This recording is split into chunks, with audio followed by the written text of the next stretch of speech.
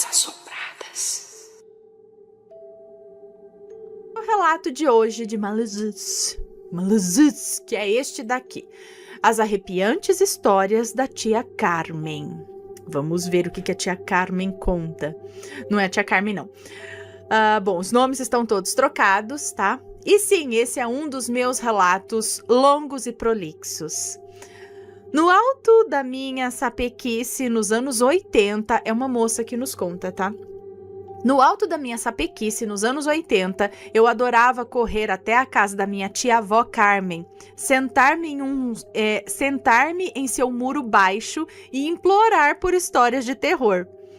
Tia Carmen sempre aparecia com um prato de bolachas de coco e me servia no muro mesmo. Depois, voltando em passos trêmulos e vacilantes, entrava em casa e retornava com 2 canequinhas de café com leite, e ficávamos ali. Minha tia contemplando a rua tranquila e bebericando seu café, e eu de olhos e ouvidos bem abertos para as aventuras do passado paranormal da tia Carmen. Foi com ela que aprendi sobre o cheiro do mundo espiritual, os rituais de Santo Antônio para descobrir o nome do futuro marido, como enfeitiçar gatos para que eles protejam a casa e as rezas de banimento e limpeza. Carmen já era uma senhorinha debilitada nos anos 80. Havia nascido em 1919. Já havia tido alguns derrames, nunca havia se casado e morava com sua irmã mais nova, minha outra tia-avó, Eva. Essa tinha problemas mentais e era uma criança grande, sabe? Tia Carmen sempre contava o quão Eva era uma jovem, linda e das tristes profecias sobre sua loucura. Ela contava que aos 13 anos, Eva escrevia sempre em seu caderno da escola que jamais se casaria ou teria filhos. Quando questionada por sua mãe e por sua irmã o porquê de tal afirmação, ela dizia que o futuro dela era escuro e doido. As mulheres achavam graça das peraltices de Eva e nunca deram crédito à pobre menina. Mas, no dia seguinte à sua festa de 15 anos, Eva não desceu de seu quarto para o café da manhã. Sua mãe, muito preocupada, foi vê-la e a achou completamente nua, entalhando o próprio nome na parede inúmeras vezes, usando um graveto que havia arrancado do lastro da própria cama. Com as mãos feridas e ensanguentadas, Eva mordia os próprios lábios e rasgava a parede, escrevendo vários Eva, Eva, em letras garrafais. Nada parecido com a caligrafia caprichada de antes. Era uma cena assustadora. Chamaram médicos, o padre, a benzedeira, mas não havia jeito. A bela Eva passou a vida entrando e saindo de instituições psiquiátricas e faleceu em 2007. Ela profetizou a própria vida e acertou tudo com perfeição. Mas por que esse destino cruel arrebatou Eva?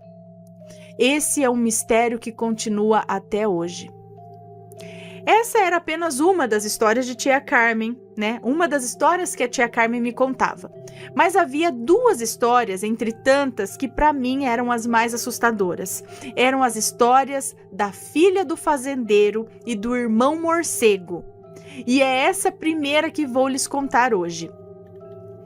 Carmen contava que no interior, onde vivia antes de mudar-se para a capital, em detrimento do concurso dos correios e telégrafos, né? Ela vivia num próspero sítio com seus pais e ainda tinha uma pequena mercearia no centro comercial da cidadezinha onde vendiam os produtos produzidos no sítio, como feijão, frutas, legumes, leite e queijo de cabra. Carmen ajudava sua mãe na mercearia enquanto os homens da família trabalhavam no roçado e na produção de queijo. E foi na lojinha que Carmen conheceu a bela e sorridente Isabel. Isabel era filha única do maior e mais rico fazendeiro do lugar. Era a formosura em pessoa. Tinha longos cabelos acobreados, grandes olhos verdes e sempre se vestia com os mais lindos vestidos que eram costurados na capital e alguns até trazidos da França. Mesmo Carmen sendo muito simplória, ela e Isabel se tornaram melhores amigas e foi um choque quando a bela Isabel foi encontrar Carmen na mercearia com os olhos fundos e vermelhos de tanto chorar. Dona Lúcia, mãe de Isabel, havia falecido repentinamente na mesa de jantar na noite anterior.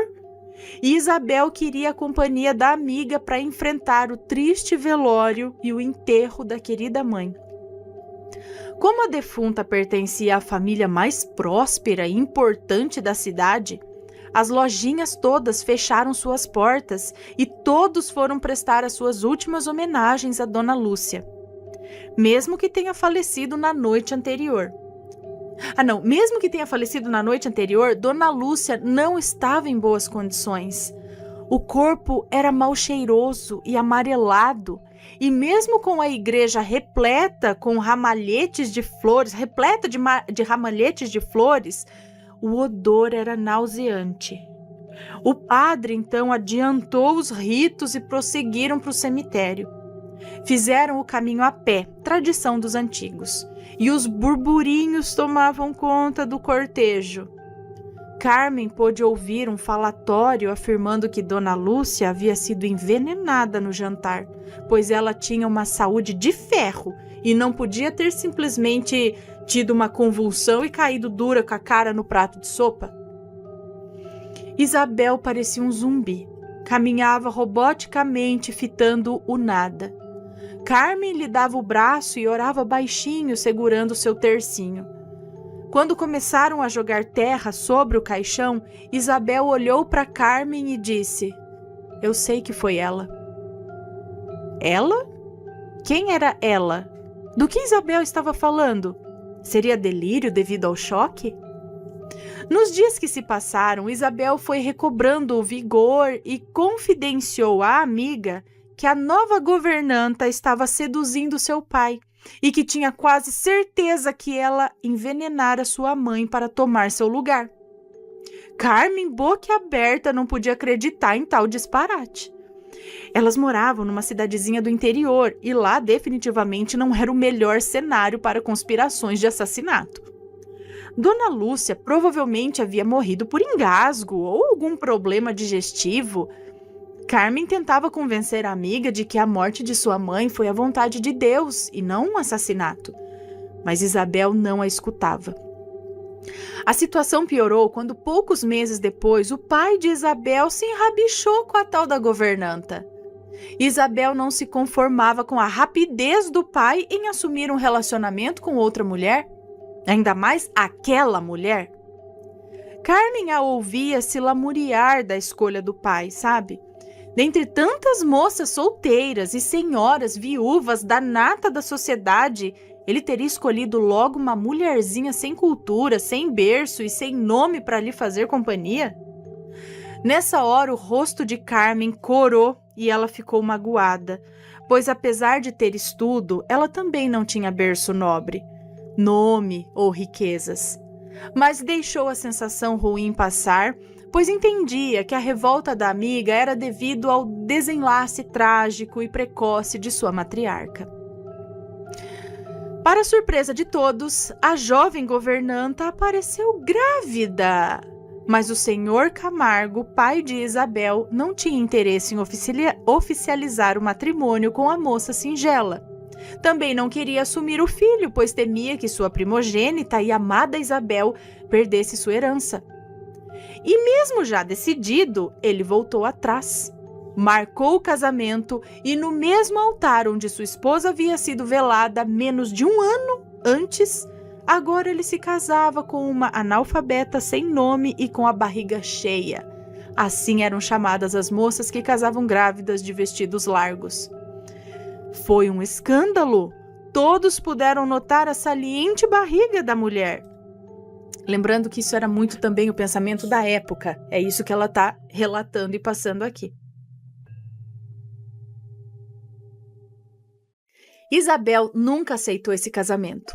No entanto, jamais tratou a madrasta com rispidez ou falta de respeito. Já o contrário acontecia sempre. A ex-governanta, agora senhora da casa, lhe ofendia, dava ordens absurdas e eu acho sempre muito engraçado certa feita, eu acho muito estranho, mas lhe deu um tapa no rosto. Isabel ia chorar todas as suas amarguras no colo da amiga Carmen. Dizia que a madrasta a deixava com fome, que lhe tirou seus melhores vestidos, alegando que era para ensinar humildade e a obrigava a ajoelhar em caroços de milho para rezar o terço com a desculpa de pagar os seus pecados. E de fato Isabel estava muito magra e abatida.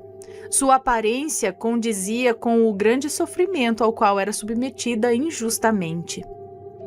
Mas as visitas de Isabel pararam subitamente. Carmen e sua mãe foram até a fazenda do Sr. Camargo para saber notícias da menina.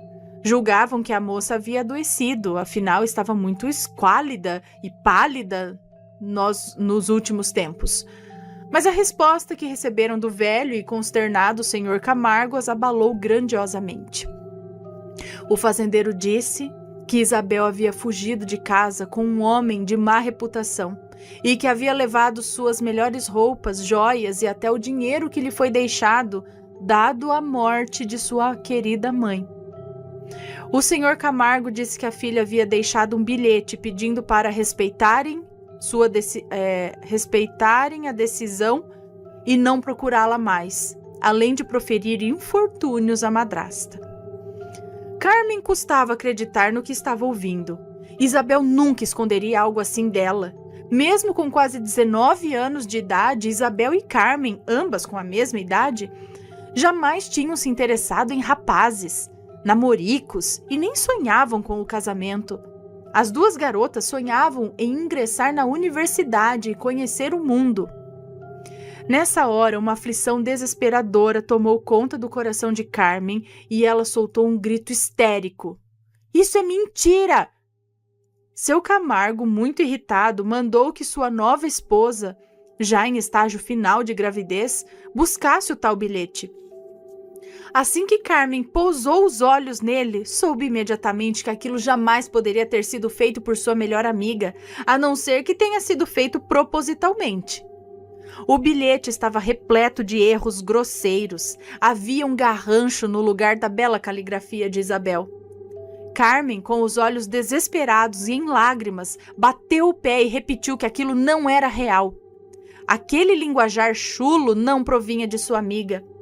Aquela forma de escrever não era de Isabel, e por mais que a assinatura fosse realmente dela, Isabel jamais cometeria erros tão brutais como aqueles e nunca iria ofender a madrasta com aquele palavreado depravado, sem falar que a caligrafia estava trêmula. Carmen chamou seu Camargo à realidade, e o velho começou a raciocinar melhor, e aparentemente acordou do transe em que estava. Chamou seus capatazes e ordenou que procurassem por Isabel em todos os cantos da cidade. O próprio subiu em seu melhor cavalo e adentrou as plantações e pomares da fazenda. Já a nova esposa não conseguia disfarçar a insatisfação e o nervosismo. Passaram-se 6 dias desde o início das buscas e nada de Isabel. Nada dela aparecer, nenhuma pista era encontrada. Ninguém a viu solicitar o famigerado carro de aluguel, nem na estação de trem. Nem os capangas soturnos viram viva a alma cavalgando à noite. Isabel havia evaporado como fumaça. Carmen orava todos os dias por notícias da amiga e certa noite sonhou com ela. No sonho, Isabel estava com a sua roupa mais bonita, um vestido azul claro com detalhes brancos bordados. Seus longos cabelos estavam presos em um penteado frouxo e pequenas mechas caíam para fora do coque. Isabel andava rapidamente em direção ao canavial das terras de seu pai. Olhava sempre para trás, estimulando Carmen a acompanhá-la, mas sem proferir uma só palavra. Carmen corria atrás da amiga e pedia que ela esperasse, mas ela não parava de caminhar. E mesmo aparentemente caminhando a passos leves, Isabel sempre estava muito à frente de Carmen. Isabel era praticamente inalcançável. Pelo caminho todo, Carmen foi notando peças de roupas da amiga. Era um lenço aqui, uma meia de seda lá, um sapato acolá. Começou a sentir aflição e começou a se desesperar. Foi então que mais à frente, numa clareira, teve a visão da amiga.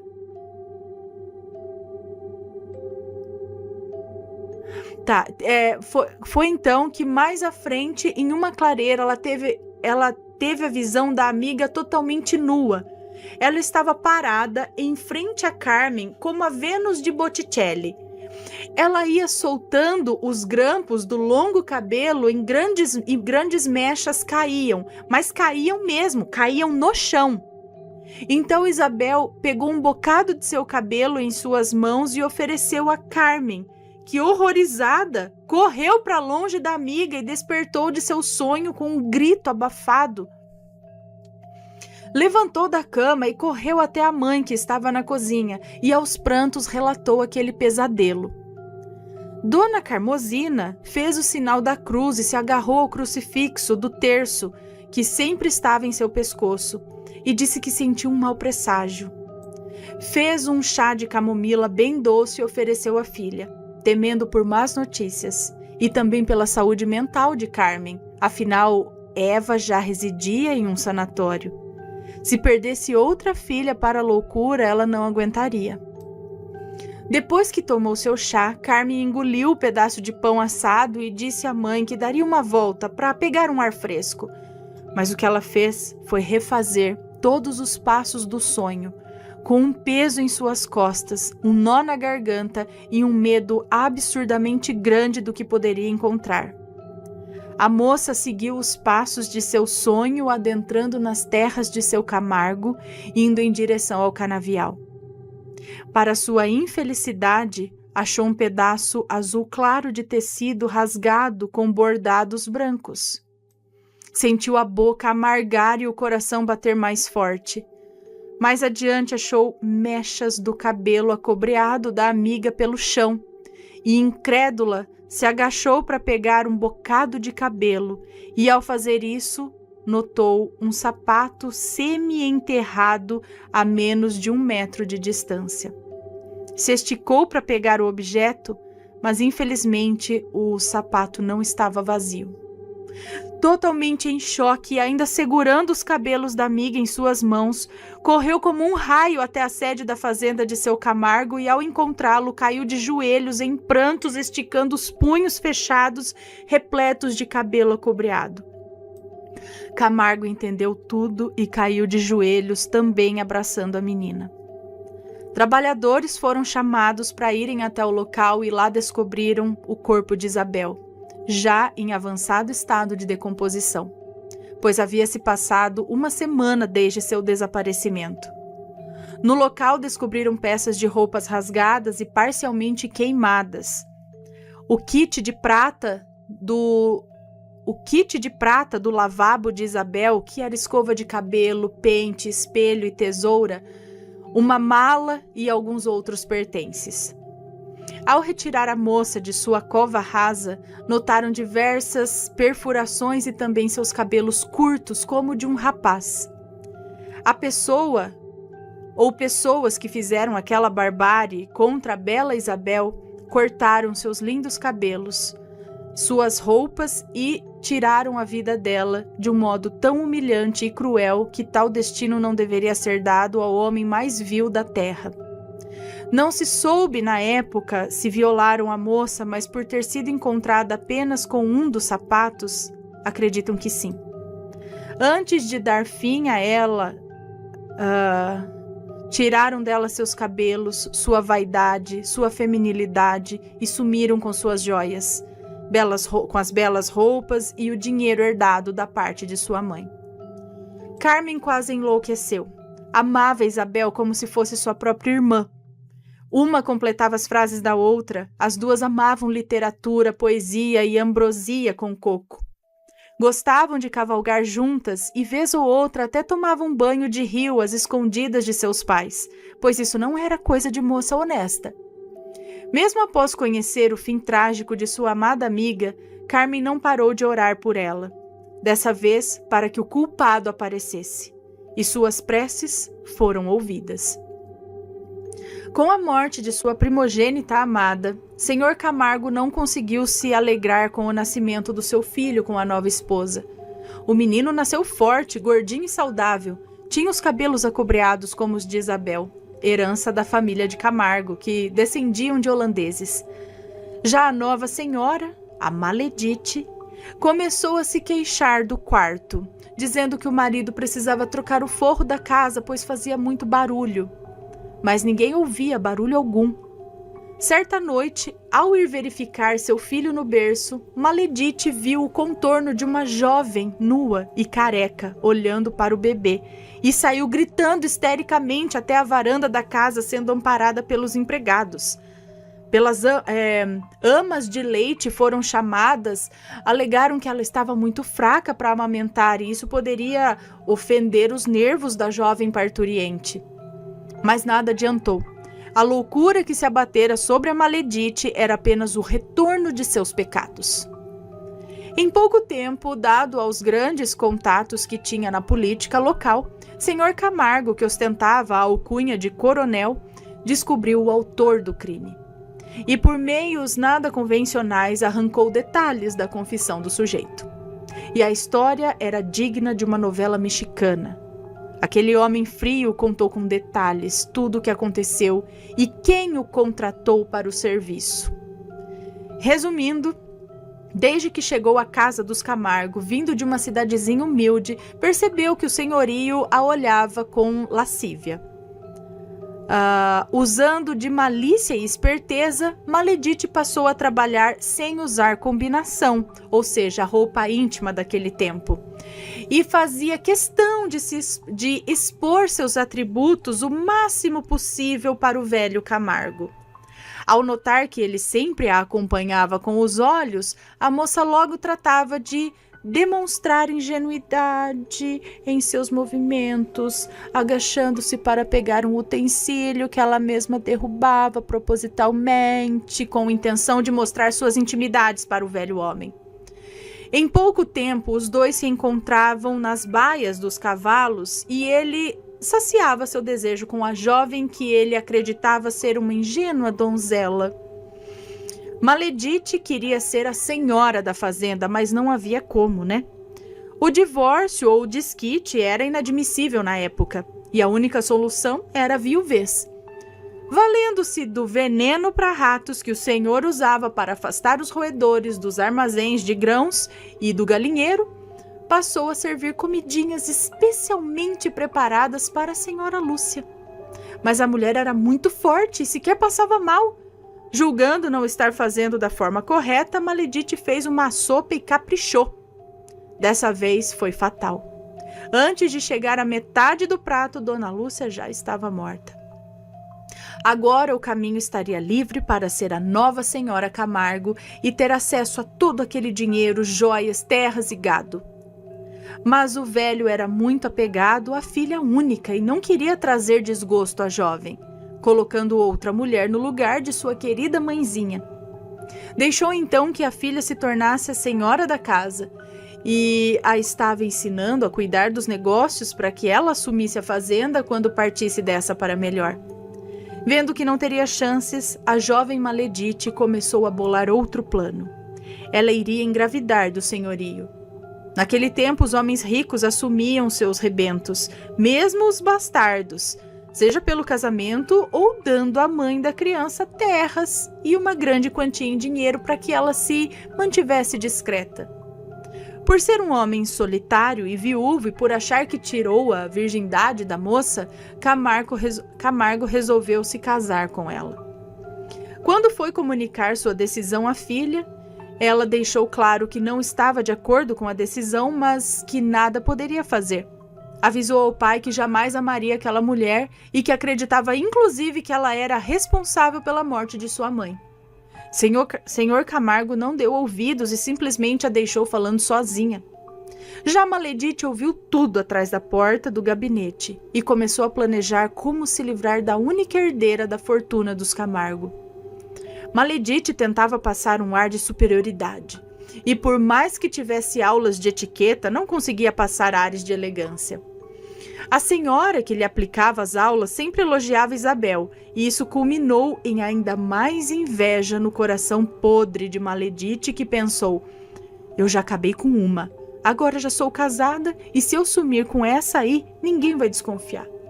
Afinal, como desconfiar de uma moça ingênua do interior, grávida e casada com o homem mais rico da cidade? Apesar de ter o plano bem firme em sua mente, começou a relaxar e a maltratar Isabel. Tinha ódio das roupas e das joias da senhorita e de como ela era tratada pelo resto da criadagem, que jamais aceitaram receber ordens de uma igual. Onde já se viu uma governanta se achar madame, pensavam. Já Isabel, sim, era tratada como a senhora da casa e todos a agradavam.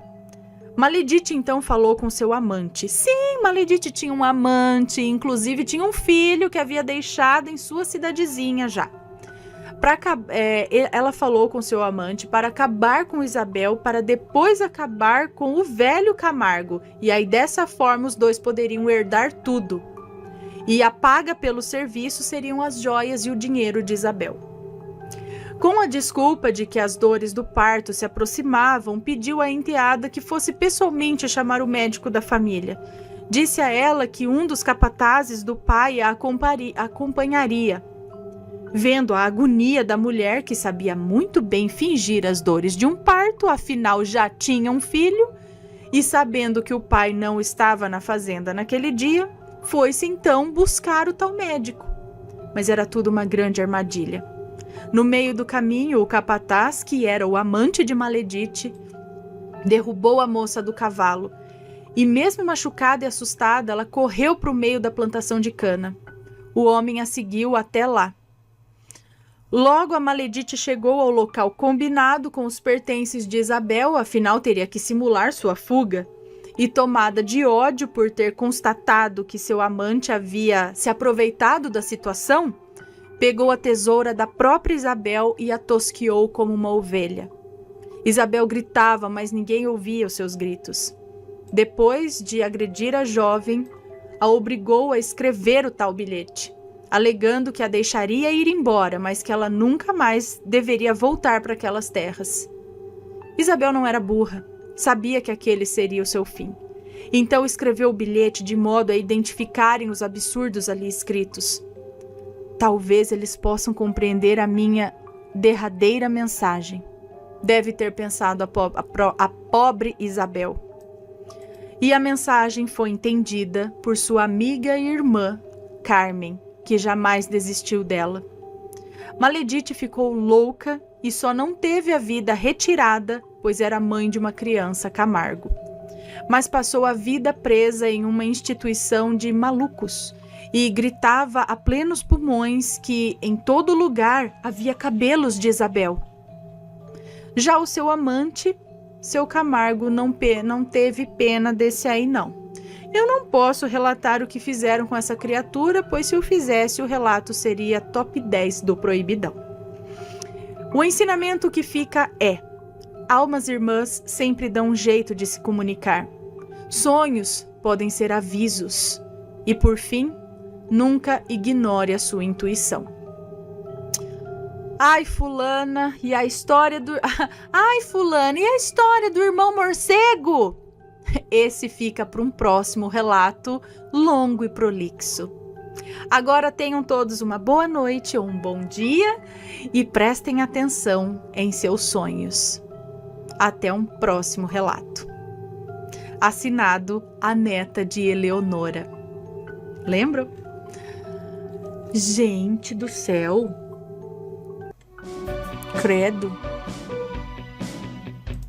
Mas não duvido, não. Não duvido, não. Credo, a gente não quer acreditar em umas coisas dessas, né? Mas... essa daí, não é, essa daí nem foi atrás de trabalho, não. Fez ali mesmo com as próprias mãos. Bom, espero que tenha pago bem pago. Ai, meu Deus, a gente fica com raiva dessas histórias.